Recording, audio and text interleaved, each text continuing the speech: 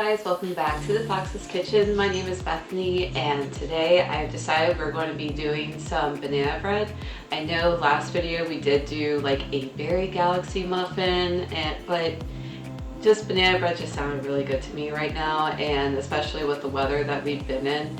And also I haven't had it in a while, so it just sounded really good to me. And I just thought this would be like the perfect time to do it. So strap yourselves in as we go and make ourselves some banana bread. In order to get started to making our banana bread, what we're going to need is a couple of kitchen equipment. So you're going to need one big bowl, one bread pan, a whisk or a fork or a big spoon, along with your measuring cups and your measuring teaspoons, and a small bowl in order to hold your mashed bananas.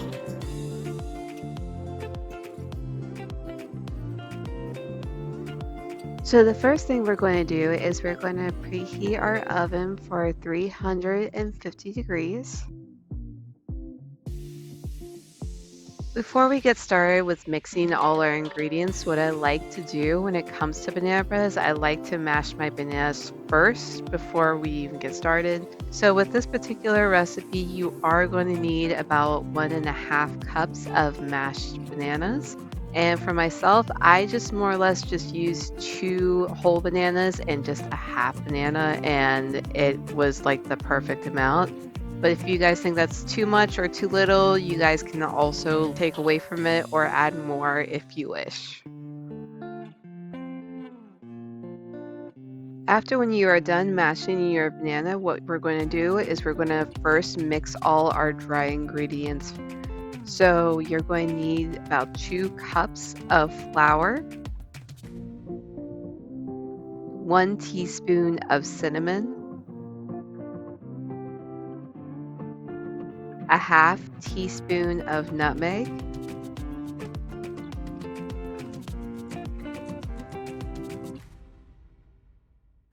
one teaspoon of baking soda,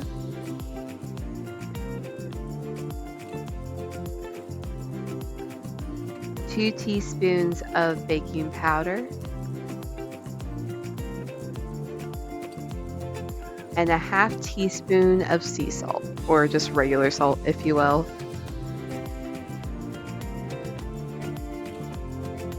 For myself, I also, for the flour, I did stick with using whole wheat.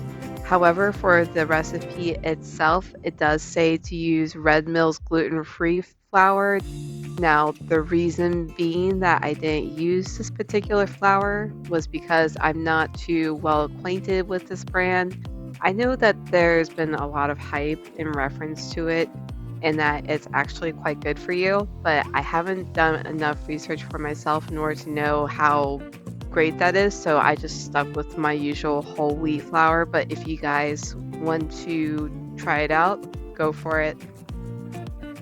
After when you have all your dry ingredients together in one big mixing bowl, you're just going to want to take a whisk or a fork and you're just going to want to stir that until they are well incorporated. And then you're going to want to make like a well shape in the middle of your dry ingredients. I find this easier to do it better with a tablespoon more than with a fork, but for me, I wasn't really thinking of that part, so I just thought doing with a fork would be okay, and it did kind of give me that shape a little bit, but it wasn't the best thing ever, so I would advise using a tablespoon instead. That way you get a better shape of a well than what my fork did here.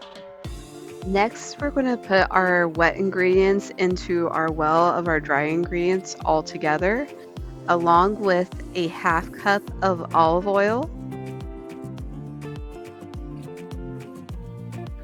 and a half cup of maple syrup. So you're going to take your mashed bananas and pour that in.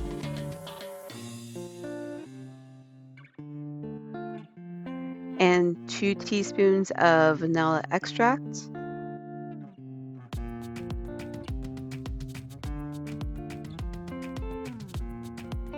Once you have all this in there, all you're going to really need to do is just stir until they are well combined.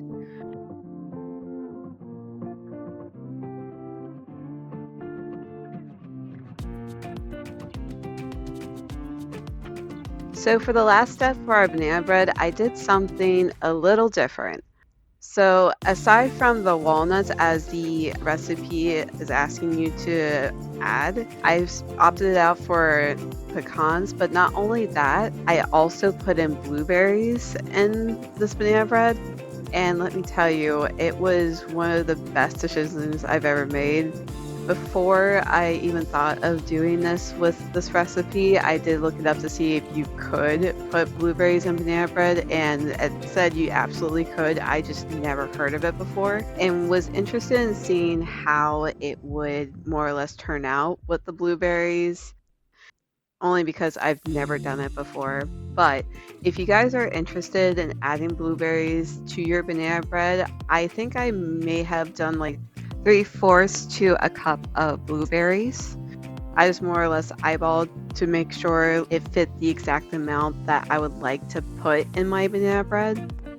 Along with the pecans, I also just eyed that for measurement. I didn't use anything precise. So, but if you guys want to use something more precise when it comes to measuring, I would do a cup of blueberries if you would like to try it out, along with a half cup of pecans, or if you don't want pecans, you can still choose walnuts instead.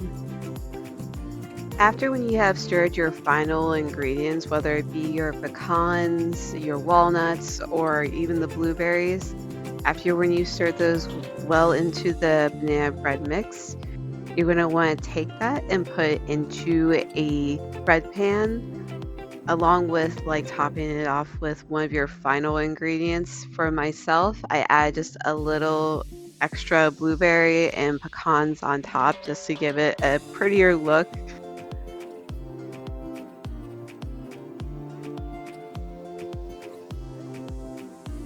After that, I popped it into the oven and let it bake for 55 minutes.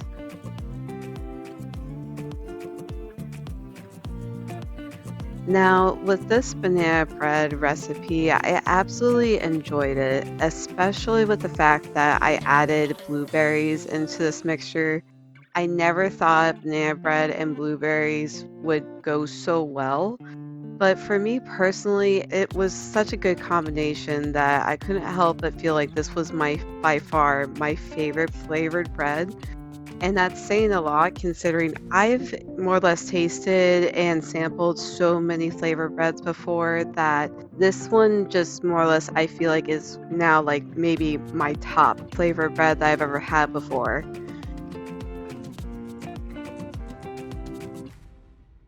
Truly, it's one of those I never expected it, especially with the blueberries. Such a simple thing that could like be added and then more or less become one of your favorites was one of those mind-boggling things that I didn't expect to happen. But I was so glad I did, and I had so much fun with this recipe, and I hope you guys will too, just as much as I did.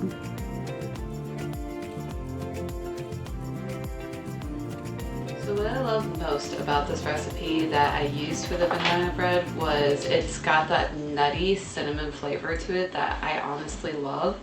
Everyone is not everyone's a fan of that, I know, and you don't have to use this specific recipe. You can change it to anything you want.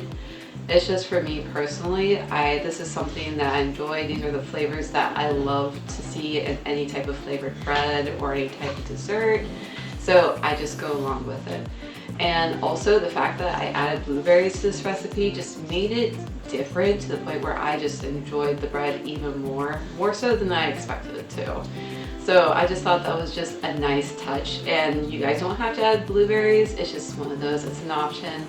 But if you guys do try it, I promise it's really tasty and super delicious. So I hope you guys have enjoyed this recipe and hope to see you all soon. Bye.